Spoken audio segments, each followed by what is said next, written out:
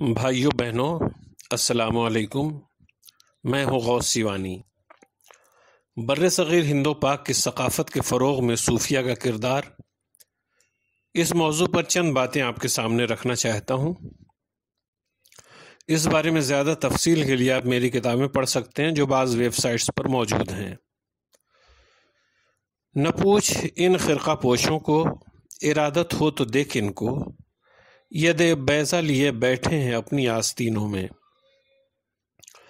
بر صغیر ہند و پاک میں پروان چڑھنے والی قومی یکجہتی، سماجی ہم آہنگی اور ملی جلی تہذیب کو اس وقت تک نہیں سمجھا جا سکتا جب تک کہ یہاں فروغ پانے والے صوفی سلسلوں کو نہیں سمجھا جاتا۔ ان صوفی سلسلوں نے عظیم اسلامی سلطنتوں کی ثقافتی راہوں کے تعین میں اہم کردار ادا کیا ہے۔ دنیا کی تاریخ کا کوئی بھی طالب علم جانتا ہے کہ جب بھی مذہبی بالادستی کا غلبہ ہوتا ہے تو تہذیب کا فروغ رک جاتا ہے۔ کسی بھی تہذیب کی ترقی کے لیے دقیانوسی روایات کی بے کنی اور آزادانہ و دانشورانہ فکر کے فروغ کی ضرورت ہوتی ہے۔ یورپ سے بر صغیر تک ایسی بے شمار مثالیں مل جائیں گی جہاں سخت سماجی اور مذہبی پابندیوں نے تہذیب کا فروغ روک دیا تھا۔ روم وغیرہ میں جب تک سخت عیسائی نظریات کا تسلط تھا تب تک کسی تہذیب کے پروان چڑھنے کی بات سوچی بھی نہیں جا سکتی تھی، کیونکہ روایت کے خلاف جانے والوں کے لیے تختہ دار تیار رہتا تھا۔ اسی طرح بھارت میں مسلمانوں کی آمد سے قبل جب تک سخت قسم کے قوانین تھے جس میں ایک بڑا طبقہ ہمیشہ کے لیے شودر قرار دیا جا چکا تھا، جس کی آزادی کے امکانات معدوم تھے، تب تک کوئی تہذیب نہیں فروغ پا سکتی تھی۔ آج کے سعودی عرب کو مثال کے طور پر لیا جا سکتا ہے، جہاں سخت بندشوں کے بیچ ثقافت کا فروغ ٹھہر سا گیا ہے۔ ہندوستان پر قبضہ کرنے والے مسلم حکمراں بھی اپنے ساتھ مخصوص قسم کے نظریات لائے تھے، مگر ان تصورات کے برعکس یہاں کے سماج کو پیار و محبت کے سانچے میں ڈھالنے کا کام صوفیوں نے کیا۔ یہی سبب ہے کہ بادشاہ عوام کے جسموں پر حکمراں رہے، مگر صوفیوں نے ان کے دلوں پر حکومت کی۔ بادشاہوں نے وہ راستہ اپنایا جو ان کی حکومتوں کو بڑھا سکتا تھا، وہیں صوفیوں نے وہ راستہ اختیار کیا جس سے سماج میں پیار و محبت کو بڑھاوا ملتا اور مختلف ثقافتی اور مذہبی طریقوں کے درمیان ہم آہنگی قائم ہوتی۔ صوفیوں نے عرب سے بر صغیر تک یہودیوں، عیسائیوں، ہندوؤں اور مسلمانوں کے درمیان رابطے کے پل کا کام کیا۔ اس قسم کے کام مسلمان بادشاہوں کے مفادات کے خلاف بھی نہیں تھے اور اکثر برداشت کر لیے جاتے تھے۔ یہ صوفیہ اسلام کے تو عالم تھے ہی ساتھ انہوں نے یہودی، عیسائی اور ہندو و بدھ علماء سے بھی ان کے مذہب کو سمجھنے کی کوشش کی تھی اور ان کی مذہبی کتابوں کا مطالعہ کیا تھا۔ یہی سبب تھا کہ انہوں نے اپنشد، گیتا، وید اور دوسرے قدیم گرنتھوں میں پیغام توحید کی شناخت کی اور اس نقطے پر اتفاق کی دعوت دی۔ ظاہر پرست علماء کے برخلاف صوفیاء کرام اسلام کی روح اور قرآنی تعلیمات کی آتما پر زور دیتے تھے۔ یہی سبب ہے کہ وہ لوگوں کی روحانی اصلاح میں کامیاب ہوتے تھے۔ ہم آج ایسے بہت سے لوگوں کو اپنے آس پاس دیکھتے ہیں جن کی لمبی لمبی داڑھیاں ہوتی ہیں، سر پر ٹوپی اور پگڑی ہوتی ہے، نمازوں کے پابند ہوتے ہیں اور ظاہری حالت سنت کے مطابق ہوتی ہے، مگر اس کے باوجود ان کا دل انسانی ہمدردی سے خالی ہوتا ہے، جبکہ انسانی ہمدردی ہی اسلامی تعلیمات کی روح ہے۔ وہ غم گساری سے بے نیاز ہوتے ہیں جو عین تقاضۂ سنت رسول ہے، اور خاکساری سے دور ہوتے ہیں جو آدمیت کا فطری نتیجہ ہے۔ صوفیہ ظاہر کے بجائے باطن کو درست کرنے کا کام کرتے تھے، کیونکہ اگر انسان کا باطن ٹھیک ہو جائے تو اس کا ظاہر خود بخود بدل جاتا ہے۔ دوستو، صوفیہ نے بر صغیر ہند و پاک کے سماج پر گہرے انمٹ نقوش چھوڑے جن کے اثرات آج بھی محسوس کیے جا سکتے ہیں۔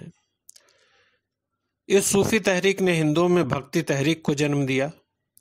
بھکتی تحریک میں شامل ہندو سنتوں نے جہاں ایک طرف ہندوؤں کے اندر گرنتھوں کے قدیم نظریہ توحید کو آگے بڑھایا، وہیں چھوت چھات اور اونچ نیچ کے خلاف بھی آواز بلند کی۔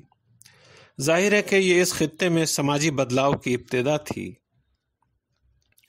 جس ملک میں دلتوں کو ناپاک سمجھا جاتا تھا، جہاں انسان کو اس کے کردار نہیں بلکہ برادری کے سبب اعلیٰ یا ادنیٰ سمجھا جاتا تھا، وہاں انسانوں کے اندر برابری کا تصور پیش کرنا ایک بڑے سماجی بدلاؤ کی طرف پیش قدمی تھی، جس کی ابتدا صوفیہ کی جد و جہد سے ہوئی۔ سکھزم کے بانی گرو نانک جی کے نظریات تصوف سے انتہا درجہ متاثر تھے، اور آج تک سکھ سماج پر اس کے اثرات محسوس کیے جا سکتے ہیں۔ صوفیہ کے زیر اثر اس خطے میں فروغ پانے والی شاعری پر بھی ان کی تعلیمات کے اثرات مرتب ہوئے۔ حضرت فرید الدین گنج شکر، امیر خسرو، کبیر داس، ملک محمد جائسی، شیخ باہو، فخر الدین عراقی، بلے شاہ وغیرہ تو چند مثالیں ہیں، ورنہ فارسی، عربی، اردو، اودھی، بھوجپوری، پنجابی، بنگلہ، آسامی، مراٹھی، تمل، تیلگو، کنڑ، کشمیری، پشتو، بلوچی سمیت اس خطے کی کوئی ایسی زبان نہیں جس میں صوفیانہ کلام نہ لکھے گئے ہوں اور خدا کی وحدت و کبریائی کے نغمے نہ گائے گئے ہوں۔ قریب جلتے ہوئے دل کے اپنا دل کر لے، یہ آگ لگتی نہیں ہے لگائی جاتی ہے۔ دوستو، صوفیہ کا ایک طبقہ روحانی موسیقی کو قلب و روح کو گرمانے کا ذریعہ مانتا رہا ہے۔ صوفی موسیقی کی روایت دنیا بھر کے مسلم ملکوں میں چلی آ رہی ہے۔ خود عہد نبوی میں ایسے واقعات ملتے ہیں جن سے اس کی تصدیق ہوتی ہے۔ بعد کے دور میں اگرچہ علماء کا ایک بڑا طبقہ موسیقی کے خلاف رہا، مگر صوفیہ کی محفلوں میں اس کا رواج رہا، اور بر صغیر میں تو صوفیہ کا ایک بڑا طبقہ سماع کا دل دادا رہا۔ علماء وقت کے اعتراضات کے باوجود انہوں نے اس پر اصرار کیا۔ خواجہ معین الدین چشتی رحمۃ اللہ علیہ کے خلیفہ حضرت قطب الدین بختیار کاکی کا وصال عین حالت سماع میں ہوا۔ حضرت نظام الدین اولیاء بعض علماء وقت کی مخالفتوں کے باوجود سماع پر مصر رہے۔ آپ کے مرید امیر خسرو موسیقی کے ماہر ہی نہیں تھے، بلکہ اس میدان میں ایجاد اور اختراع کی صلاحیت رکھتے تھے۔ عہد اکبر کے معروف گویہ تان سین کی پرورش حضرت محمد غوث گوالیاری نے کی تھی، اور موسیقی کی تعلیم بھی انہوں نے ہی دی تھی۔ اس خطے میں فن قوالی کی ایجاد بھی یہ بتانے کے لیے کافی ہے کہ صوفیہ نے یہاں کی تہذیب پر کیسے انمٹ نقوش مرتب کیے۔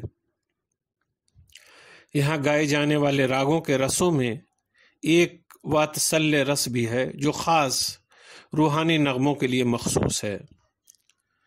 کشمیر کی موسیقی پر خاص ایرانی رنگ بھی صوفیہ کی دین ہے، جن کے مبارک قدموں کی بدولت ہی یہاں عظیم سماجی انقلاب رونما ہوا تھا۔ دوستو، حکمراں تو بس حکمراں ہوتے ہیں۔ تاریخ نے بار بار دیکھا ہے کہ ان حکومت کرنے والوں نے مذہبی احکام کی تشریح بھی اپنے مقاصد کی برآوری کے لیے کی، مگر صوفیہ نے اسلام کا انسانیت نواز جمالیاتی چہرہ عوام کے سامنے پیش کیا۔ اس سے سماج کے اندر محبت اور بھائی چارے کو فروغ ملا۔ صوفیوں نے تمام مذاہب کا احترام کیا۔ صوفیوں کے سب سے بڑے خاص بات یہ تھی کہ ایک خدا پر یقین رکھنا اور تمام انسانوں کو ایک ہی خدا کا بندہ سمجھنا۔ صوفی فلسفہ کی اصل عنصر محبت ہے، خالق سے محبت اور اس کی مخلوق سے محبت، کیونکہ خالق خود بھی اپنی مخلوق سے محبت کرتا ہے، اور اتنی محبت کرتا ہے جتنی ایک ماں اپنے بچے سے بھی نہیں کر سکتی۔ یہی تعلیم انہوں نے لوگوں کو بھی دی، جس سے سماجی ہم آہنگی کو فروغ ملا اور انسانیت نواز جذبات عام ہوئے۔ آج ہم دیکھتے ہیں کہ صوفیہ کے لیے احترام کا جذبہ ہر طبقے میں پایا جاتا ہے، اور اس کا اصل سبب ہے ان کا درس محبت۔ ہم دیکھتے ہیں کہ مسجدوں میں مسلمان جاتے ہیں، مندروں میں ہندو جاتے ہیں، گرجا گھروں میں عیسائی اور گردواروں میں سکھ جاتے ہیں، مگر صوفیوں کے آستانے وہ جگہیں ہیں جہاں ہر فرقہ، ہر مذہب اور ہر طبقے کے لوگ جاتے ہیں۔ ان کی درگاہیں آج بھی سماجی ہم آہنگی کو فروغ دے رہی ہیں۔